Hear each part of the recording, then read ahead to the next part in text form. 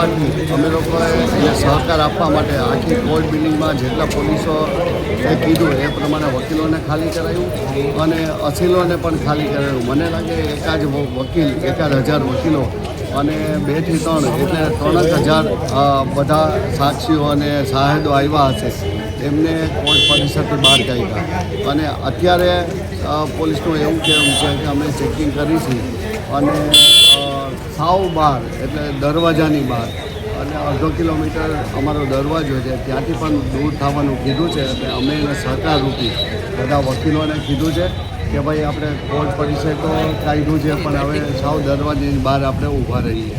દિલીપભાઈ, અગાઉ પણ ધમકી મળી હતી, સતત કોર્ટને પણ નિશાનો બનાવવામાં આવી રહ્યો છે, શું કહેશો? સાહેબ, આમાં સતત કોર્ટને નિશાન બનાવવામાં આવે છે. એના માટે થઈને પોલીસ અને સરકારે પણ એનું પગેરું જોવાની જરૂર છે અને જે આવા છે તત્વો એને ખુલ્લા પાડવાની અને એને યોગ્ય સજા કરવાની જરૂર છે.